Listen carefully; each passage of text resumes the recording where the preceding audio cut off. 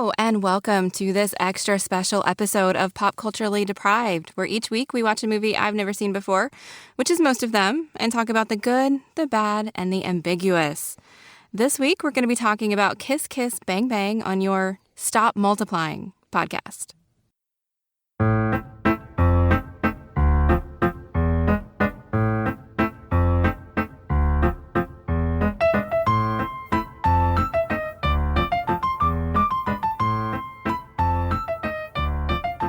This week, we are talking about the final movie we are ever going to talk about on Pop Culturally Deprived. And because of that, we wanted to bring a very special guest on to talk with us.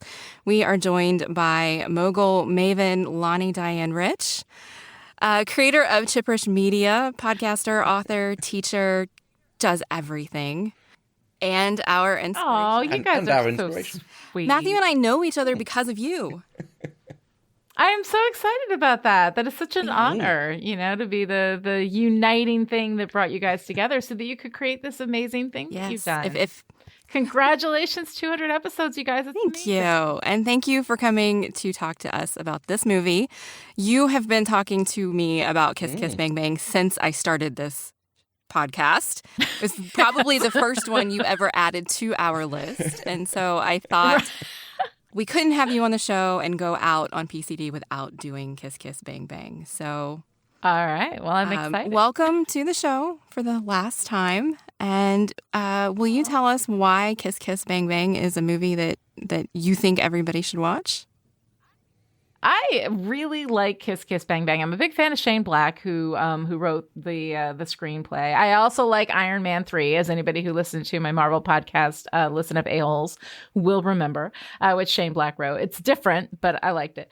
But the thing about this, I love this movie partially because I don't think I've ever seen a movie that has this much self-awareness and this much genre savvy packed into, one film. It is a film also a film that comments on films like it, which I find really, really interesting. And it has like a story obsession, which I also have. So it's very fun for me to engage with this whenever I get the chance. I used to actually teach it in my screenwriting class.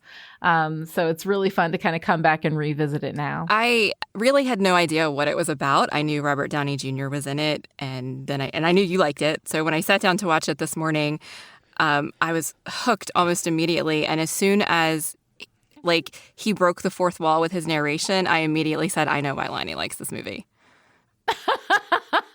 It's really fun. But what's funny is that it has a lot of the writing devices that I usually, warn people against. It's got voiceover, it's got flashback, it's got prologue and epilogue, right? These are all things that I'm like, ugh, don't, But the reason why, don't, is because a lot of people use them in ways that don't contribute to the narrative, that actively detract from the narrative. So you just have to be careful about how you use it. But Kiss Kiss Bang Bang, first of all, very, very anchored in a film noir aesthetic, which basically requires voiceover. It's anchored in this very genre savvy kind of storytelling. So it's actually using all of these devices as a commentary on the ways in which they are used within these kinds of pulp fiction stories that it's talking about. I love. What about you, Matthew? Had you seen it before? Oh, I'd seen half of it before.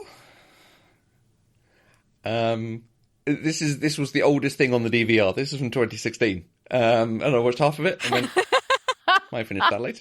And thank you, Lani. Did you bounce off of it? Because I don't like leaving things unfinished. Yeah, that happens. Yeah, I'm not sure it's for me. And it's really strange because watching, I was like, okay, people rave about this film. I want to know, because I'd heard you talking about it in terms of story and plotting, so I was sort of parking out the side like, yes, I can see it's plotted very well, but there's something about it that's not clicking. I think it's kind of breathless, and it feels like it lacks confidence in that. It's not leaving you to understand anything on its own or to let a moment land. It's trying to have lots of style and lots of witty banter dialogue back and forth, and then it's on to the next bit, and then it's on to the next bit. Oh, next crack. If we just keep throwing jokes and lines at you, eventually you're going to like them. So some of them are going to land. So here's me saying lots of stuff. So I think that's why I bounced off it the first time of just like, oh, I need to watch this again and really focus to make sure I'm keeping up with whatever it's doing. It is incredibly frenetic. It does have that really, really high energy that actually Robert Downey Jr. is the perfect choice to translate that, because he is frenetic and high energy like that and can really pull that off. But yeah, I completely understand why you would bounce off of that. If you don't watch this movie at the right time in the right frame of mind, it can overwhelm you. It's like Lucy with the chocolates, right? In the chocolate factory, you know, where you just got so much coming at you, and trying to process it all in time can be really, really difficult. So yeah, I understand anybody who bounces off this movie. There are good reasons to bounce off. Yeah, I had to stop taking notes. Like, I think I got to like note number 10 and we were like for like a scene in, and I was like, I can't, I'm gonna have to pause. I just want to watch the movie.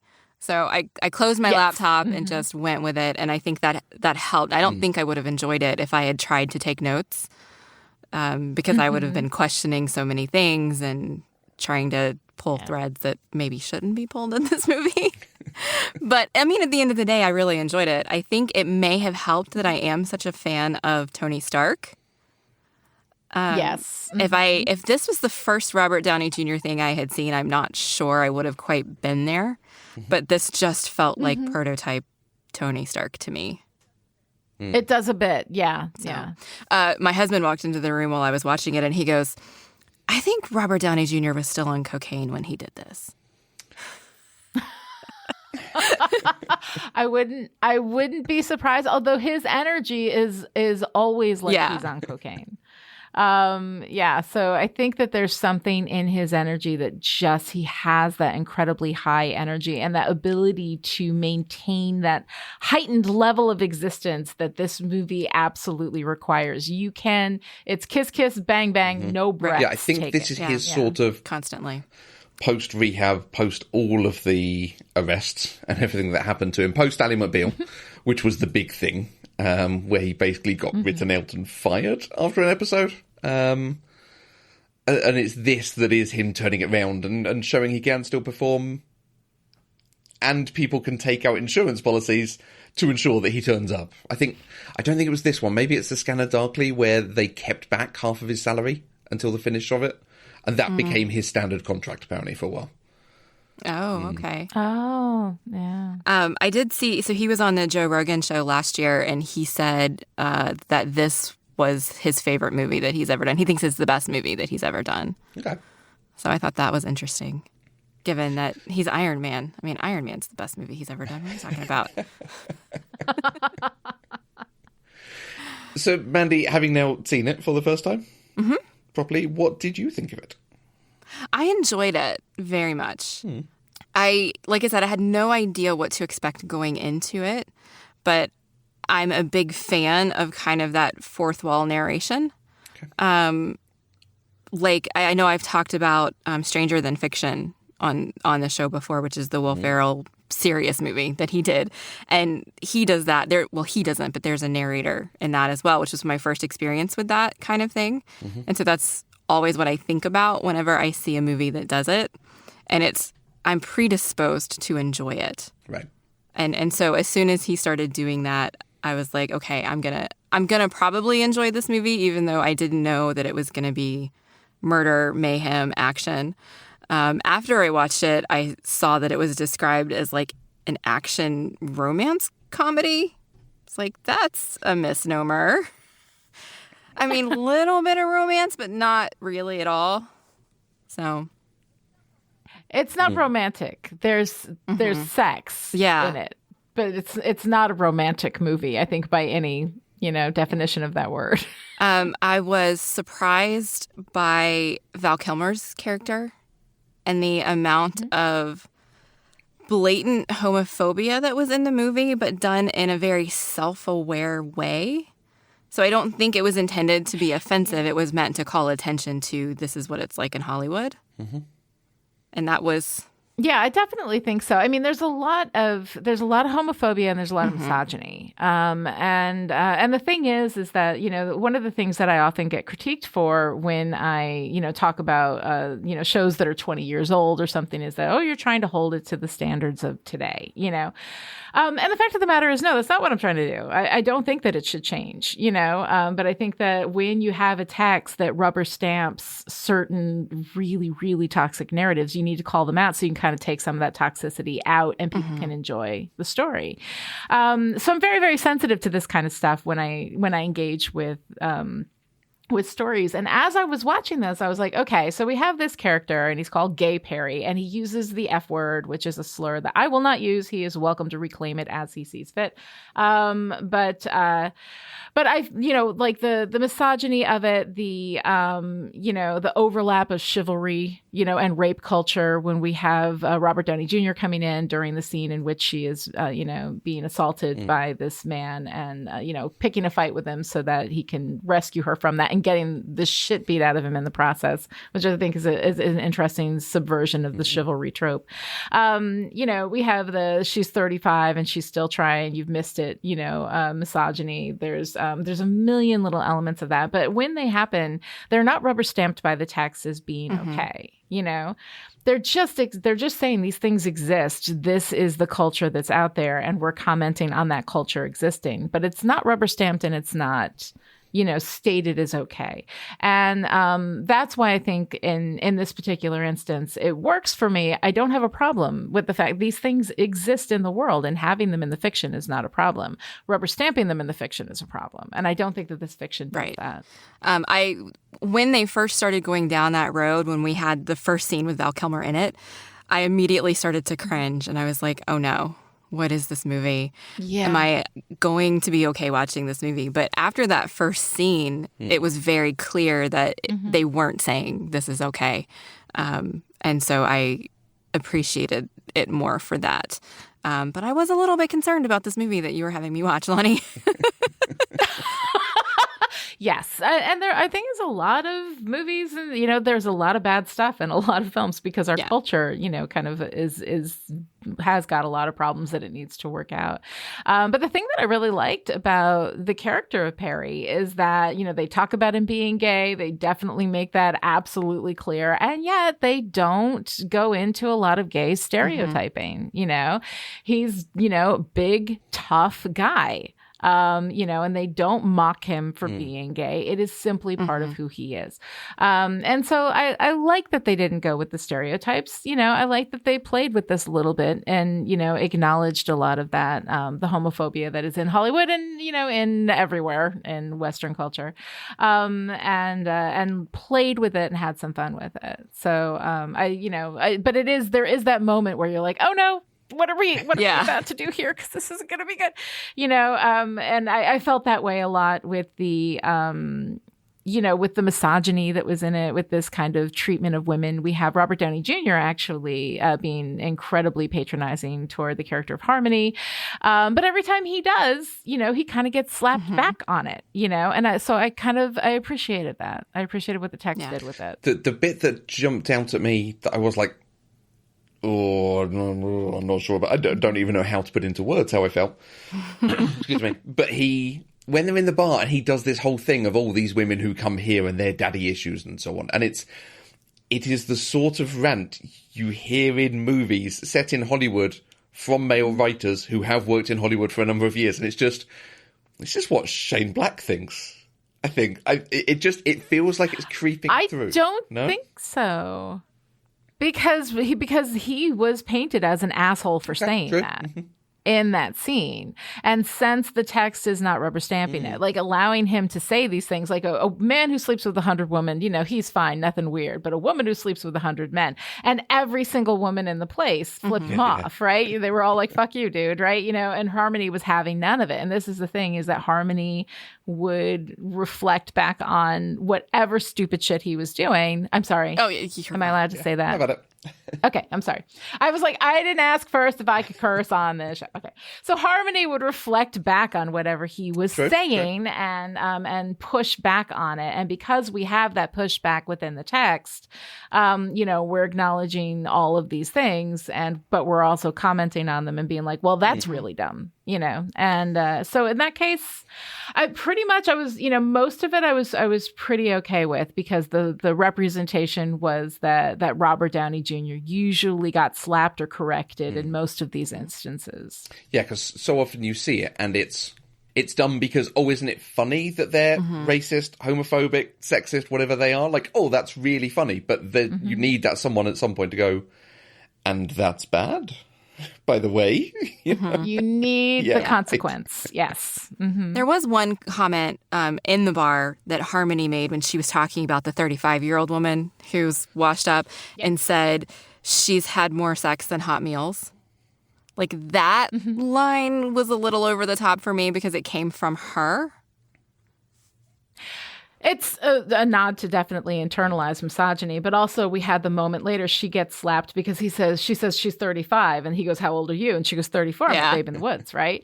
So, I mean, she is not that far away from that. And I think that what they're doing is shining a spotlight on her internalized misogyny and hypocrisy.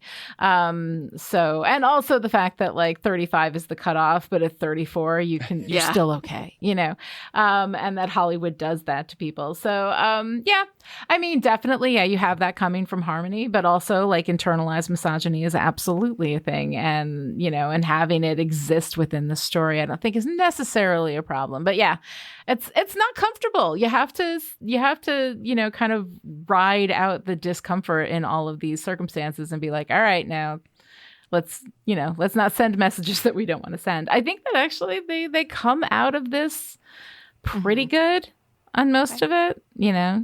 All right, I have a question about this movie that has nothing to do with any of the things that we've talked about so far. Okay. For either one of you, actually. So this movie came out in 2005. So then why are all of the crimes treated as if DNA evidence doesn't exist? Fingerprints don't exist. I mean, they take this dead body and just like drop it on the sidewalk in the blanket from his hotel room. Like, and they're not worried that they're going to get caught up and like be suspects. Like, is CSI not a thing in this alternate reality? I wonder if it's because they are playing with the 1950s format for detective pulp fiction, that they are in some ways living within a 1950s world, even though it is represented as a modern era tale, So I don't know. What do you think, Matthew? Do you have a theory on that? I thought Mandy was going to be focusing on it, so she didn't poke holes in the plot and the writing. I think, yes, there is a good reason why, and we are not supposed to know it. We're supposed to enjoy it for what it is.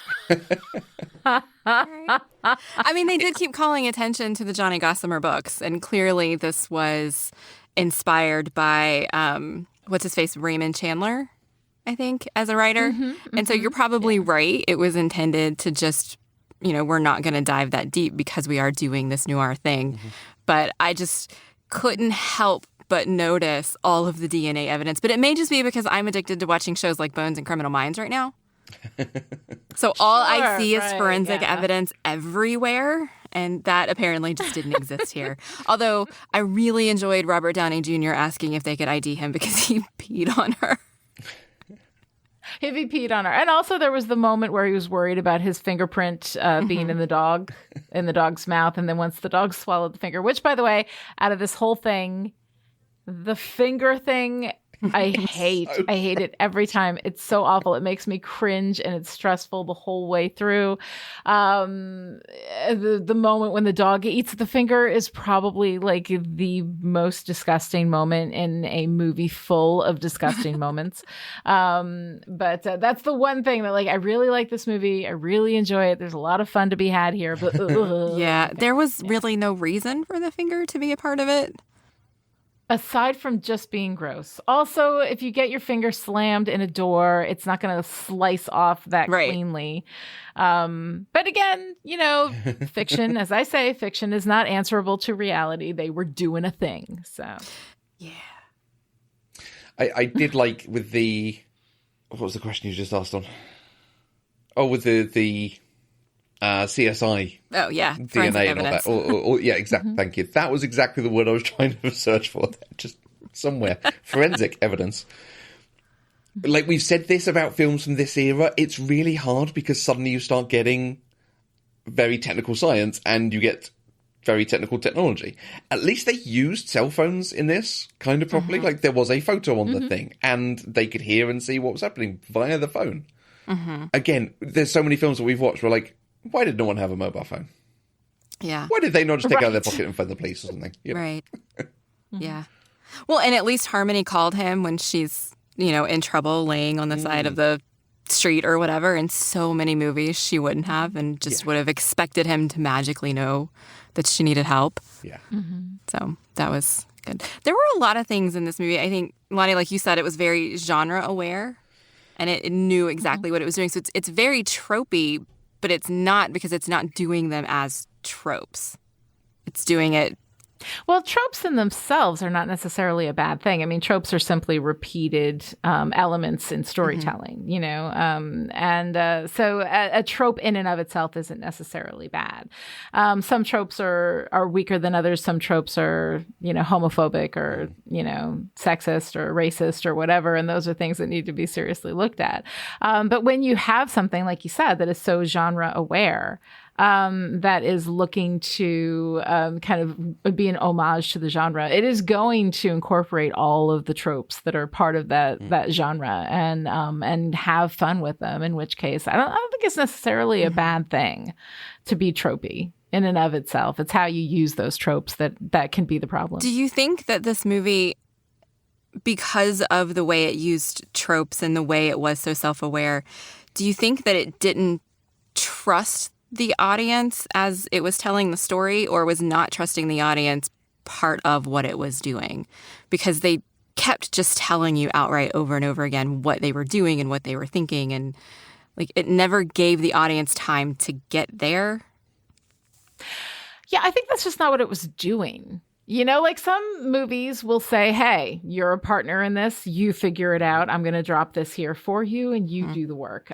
This is not one of those movies that is asking you to do any of the work. You are there to be taken on a ride and they are guiding you. It is a guided tour I like that. through this story as opposed to, so is that necessarily a bad thing? I don't think so in and of itself. I think that especially because it is working with the classic Los Angeles noir aesthetic, which kind of requires a voiceover of somebody explaining everything to you, which is sort of standard part of that aesthetic.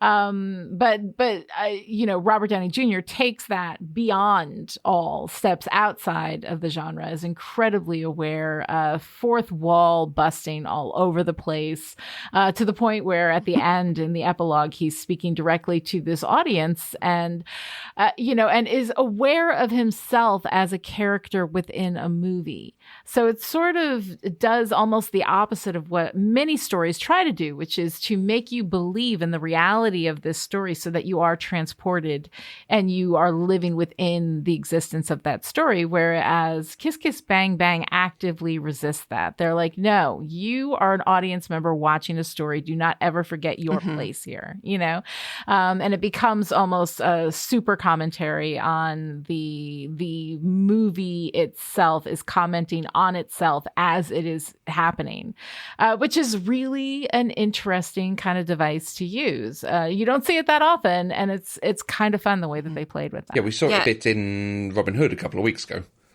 Where they did some of that of like, hang on, he's done something different from the script. Let's go back and check it in the script and so on, which didn't land because it was, again, just trying to throw every joke to it.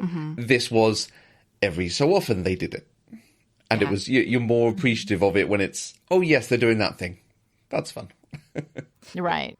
Right. If you forgot for a moment that you were an audience member, Robert Downey Jr. came in there very quickly to remind you to take your seat and just let him guide you through it. Yeah. We watched. I made Matthew watch The Sweetest Thing last year when we did a rom-com month. And that movie ended very similarly. Like the entire movie, it doesn't break the fourth wall at all. But at the very end, in the end credits, the cast starts talking to the audience like, why are you still here watching this? You're weird, and they keep doing that while at the same time showing us that they lived happily ever after the movie. And so I think it's just interesting how different movies do that different ways. Yeah. And for a movie that doesn't have that as part of its aesthetic throughout, that can be incredibly jarring in the moment where they do break that fourth wall, because you are one of the big things that stories do is transport you into the world of the story. You are existing within that space. That's why we laugh, we cry, because we are experiencing this with these characters.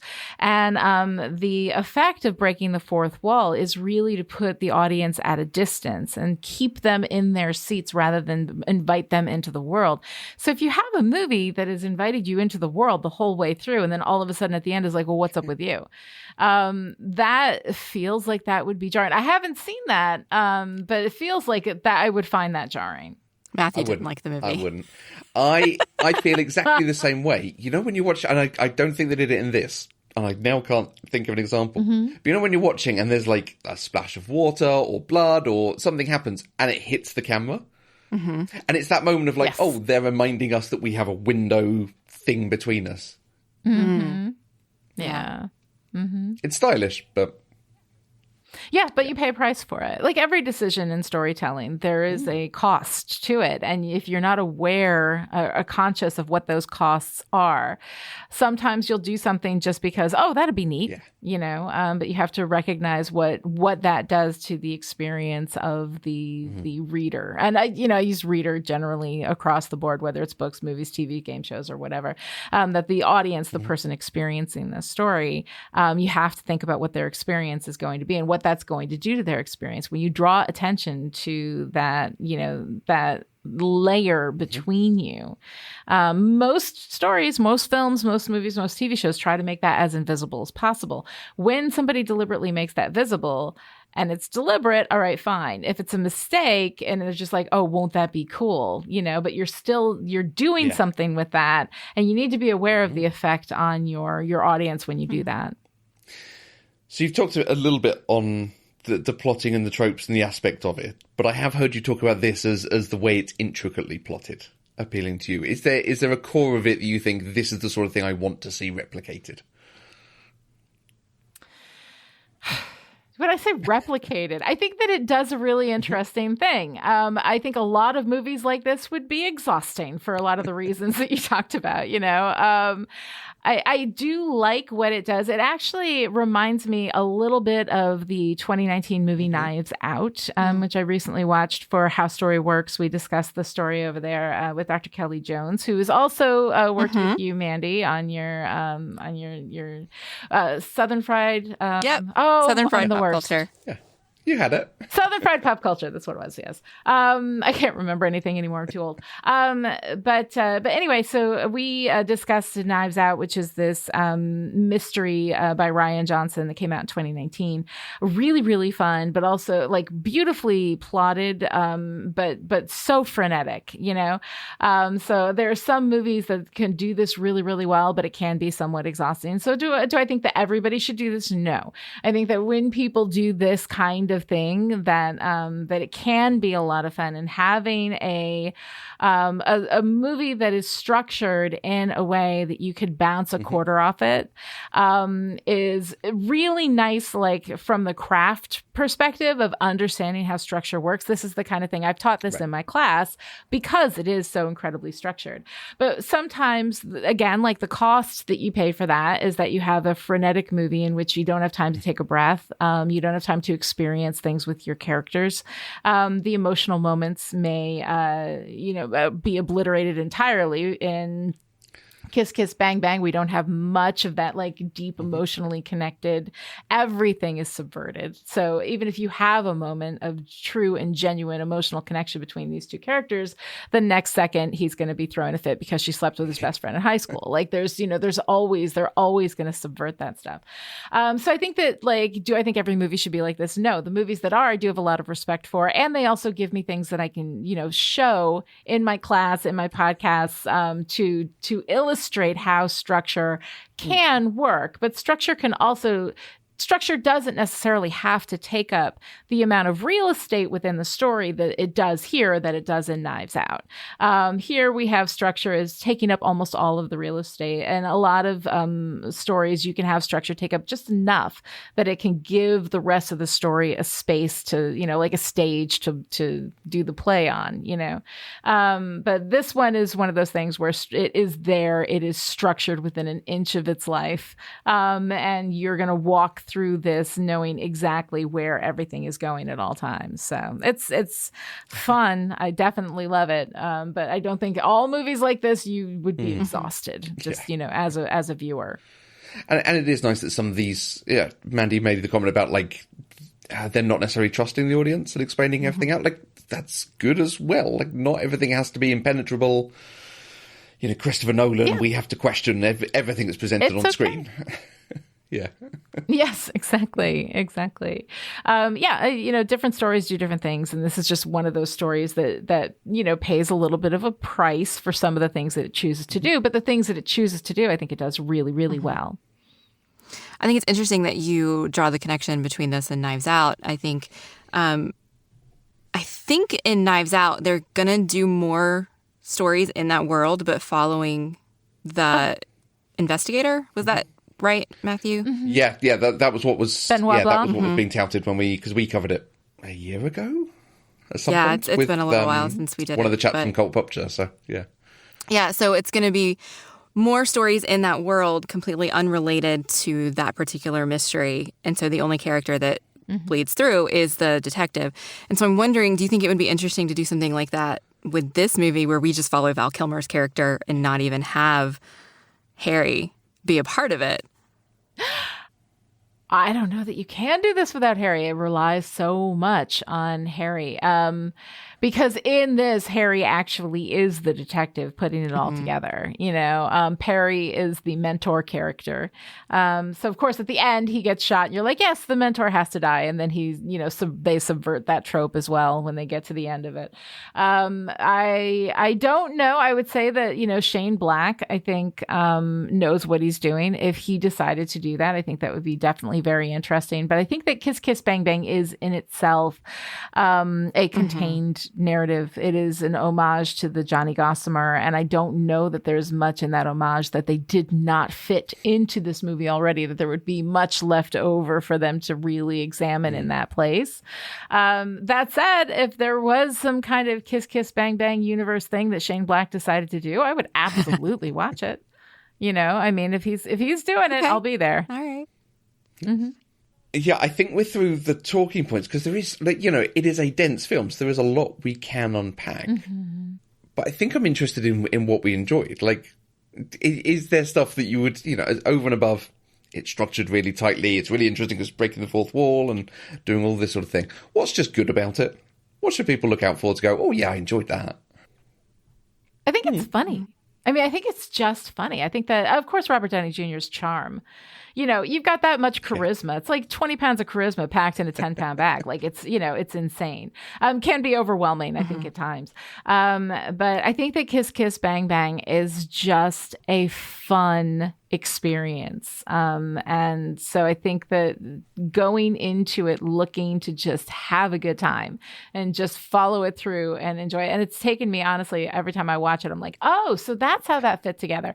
Because it happens so much so fast that there's a lot of it that you cannot, it's a whirlwind. But I think that what's really good, I love Robert Downey Jr. I love the performances. I think that Michelle Monaghan as Harmony is amazing. I love Val Kilmer in the role of Harry. I think that there's a lot to enjoy in it. It's just kind of a fun, good time.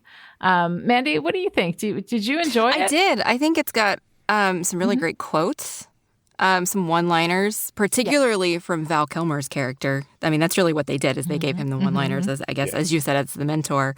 Things like what's next to idiot in the dictionary. And they subvert that, because usually what you're saying when you do that insult is, well, there's a picture of you. And Harry says that, and he's like, no, it's the definition of idiot, which you are. Things like that. That's not what you expect. Yeah. So that's fantastic. The whole peeing on the corpse thing just made me laugh a lot. I mean, who thinks to put that kind of detail in a movie? Especially when you're, ignoring forensic evidence. It's perfectly fine.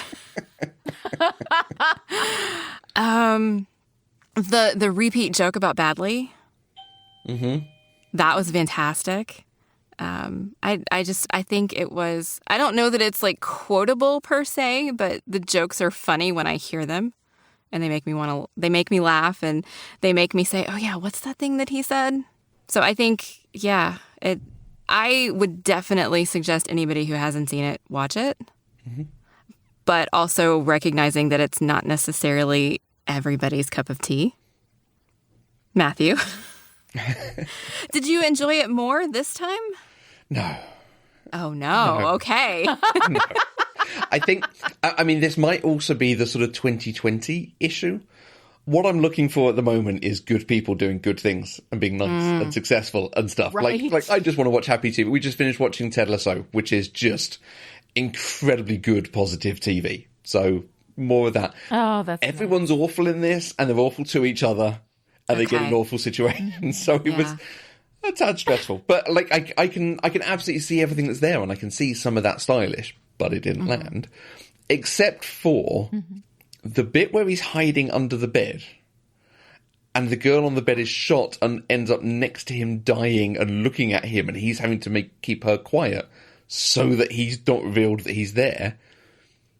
I mean, that is pretty strong. That's the sort of thing we've seen in years past from Tarantino and then Hitchcock, and it's got that level of quality to it.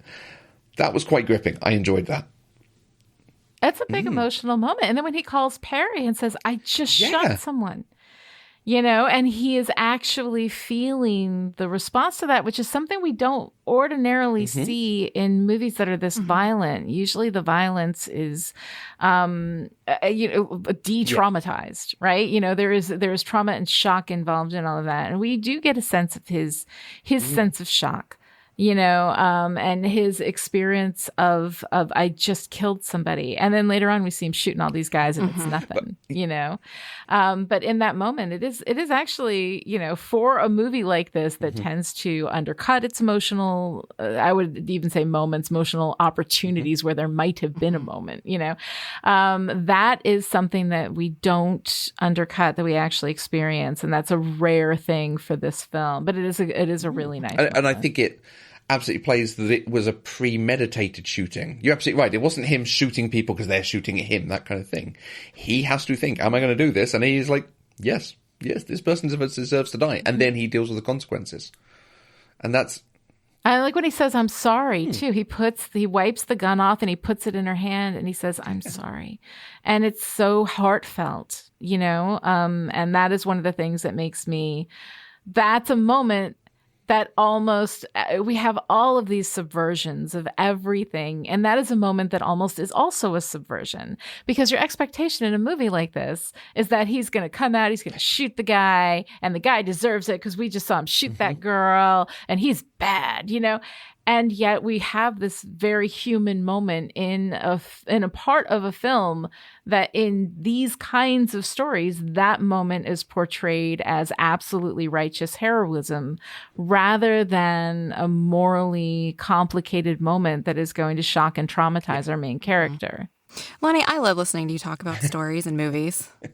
Oh, thank you. I love talking about it. I just want to sit here and listen to you talk all day. That's all. Aw, thank you. Is that the only scene in this whole movie that you enjoyed, Matthew? Well, I'm calling out particular favourites. I'm calling out things that really landed very well, because there was a lot in it that I just was like, what? What? Okay. Give me a second just to take in what you're doing. Why is there a big spider randomly crawling in her bra? Oh, God. Is that just the excuse to have Michelle Monaghan in a bra on the bed? Like, but I love that the spider leg, this gross thing, becomes this moment of proof of love. And she says, I can trust you now, you know? God, this movie, it really, like, the more you dig into it and think about these little elements, the more I actually like it. You know, it's just so freaking interesting, while at the same time completely understanding why, Matthew, it's a bit much. It's a lot. It is a lot, you know, and it can be overwhelming, especially at a time, you know, right now where, yes, when you started talking about Ted Lasso, I was like, oh, I need to watch that, because nice people being nice be really nice right now, you know, and this movie it's just a lot, you know, so I can definitely understand that. But on the you know, on the level of a good solidly built narrative that knows exactly what it's doing, you know, I love it. You know, this movie made me wish that Robert Downey Jr. and Val Kilmer had done more movies together. I enjoyed the two of them together very much. Good. Yeah. Yeah, they have fabulous chemistry. And I love, too, the kiss, right? You know, we have Robert Downey Jr.'s, like, homophobic spit it out afterward, you know, but the two of them were so... they were so good together. They had a loving partnership, you know, a real friendship underneath all of that. And, you know, and we have that trope of like, oh, let's hide from the cops. And it's an excuse for a man to grab the woman and just kiss her. And that's the, you know, and so it was a subversion of a trope, but it was kind of fun. And it was nice to see them have that and still have, you know, a loving, connected, emotional, you know, masculine friendship in which, you know, we have a one moment of homophobia from Robert Downey Jr., but for the rest of it, he's pretty good, you know, and I liked it. You know, I liked their relationship. Well, and I like that it went from Robert Downey Jr. says, I thought we were friends, and Val Kilmer's like, no, we're not, you know, and I don't even remember how he followed that up, but by the end of it, you know, it's only been a day, maybe two, and they are genuinely friends by the end of it because they've been through trauma together and they've helped each other, and that's really nice. I mean, the trauma's not nice, but... But the bonding from the trauma, you know, the bonding, the fast bonding that the trauma allows these two to do, you know, I think is good. And enough so that Val Kilmer goes back to Indiana for Jenna's funeral. Right? Like, that's not necessarily what I expected from this trio, but I like that we got that at the end. And I like that it's Perry who confronts the dad. Yeah. Even though he doesn't do anything, but essentially Big, calling tough him guy. a piece of shit. Right. But I like that that he got the opportunity to do that, because you would have expected it to be Harmony. Or even Harry, because Harry's tried to be all chivalrous and stand up for her. But to have it be Perry was, again, another subversion, I think, in this movie. So, yeah. All around, great movie. Good. Well, I'm glad that you guys enjoyed. Well, I'm glad that you enjoyed it, Mandy, and I'm sorry that you didn't. I'm glad have to finally finish it. I don't like having things not done. Yes. There you go. There you go. So there was that. Thank you, Matthew, for letting me choose this movie as our final movie, even though you knew you were probably not going to like it. I didn't know. Just been, you know, having a quick look at his career. I didn't know Shane Black wrote The Long Kiss Goodnight. Because that's a good film. It is a good film. Wow. Yeah. He's written a lot of good stuff. He's actually fairly prolific, and I've heard, I have not seen yet, but I've heard really good things about The Nice Guys. Now that is terrific. That is really good. That I enjoyed a lot. Yeah, and I liked Iron Man 3 too. I mean, it's a divergence from the MCU, definitely, but I liked it too. You're not alone. Oh, thanks, man. I actually think it's my favorite of the three Iron Man movies. So. Oh, absolutely. Iron Man 2 is just a tragedy. I hate Iron Man 2. Anyway, anybody wants to hear those opinions can go to Listen Up A-Holes. I don't need to retread them here. All right. I feel like I don't need to ask what's next, Matthew, because there are no more movies. What's in our future? Nothing. Oh. Nothing. No, there is an episode 200. We do need to have a retrospective, have a think about what we've done, celebrate 4 years of doing this, and all our wonderful guests, such as Lani. Yes. Oh. And of course, we will look to the future as well, and our brand new podcast, Movie Fight Club, coming soon. I'm excited for that. Go look it up on all good podcatchers. You should be able to subscribe. Please go subscribe. Episode soon. We promise. It's going to be amazing to argue with you every week. Yay. Yay. Oh, come on. This was your idea. You know you're excited about it, too. But he's British, so he has to be I'm looking forward to a life of people telling me I'm wrong. Oh, I'm people now? I'm not people. I'm Mandy. All right. So we would love to hear your thoughts on Kiss Kiss Bang Bang. You can find us on Twitter, Facebook, and Instagram at Eloquent Gushing, or you can send an email to podcast@eloquentgushing.com. I am Mandy Kay, and you can find me on Twitter at Mandy Kay. And I'm on Twitter at Matthew Vose. Lani, obviously a huge delight to have you. So I think this is 3-4 times you've come on. So thank you so much for coming back. Thank you so much. It's always fun to spend time with you guys. I'm so excited that you guys started this venture and have been podcasting and are moving into, new shows and all of this stuff. I just love watching what you do. Yeah, so excited. Where can people find you? What's going on at the moment? What are you releasing right now? Oh my goodness. Right now, I'm continuing my run through Buffy with Still Pretty, which is a podcast, and anybody can do a search for Still Pretty and find it. I also do How Story Works with Dr. Kelly Jones. We're going through all of my narrative theory bit by bit, season by season. We're now in the middle of our season on conflict. Big Strong Yes, which is a podcast also done with co-host Kelly Jones, is coming out. We're going to be starting that again soon, where we read self-help books and struggle through them live on the air. So that's always fun. And anybody who wants to find anything else out about me can go to chipperish.com or find me on Twitter at Lani Diane Rich. I didn't know that Big Strong Yes was getting a season 2, and now I'm really, really excited.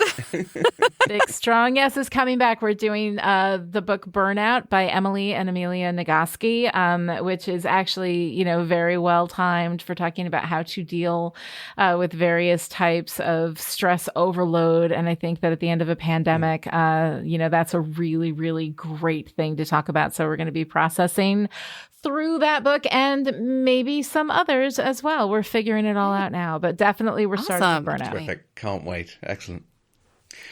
Pop Culturally Deprived is completely funded by our lovely listeners, just like you, through Patreon. Anything you give gives access to exclusive content and bonus shows and early shows and all sorts of physical merch. And if you want to find out more, you can go to patreon.com/eloquentgushing. And we will be back next week with another episode, but we will not be talking about any more movies. Our final episode will be a wonderful retrospective on the last 4 years. Until then, I am Mandy Kay.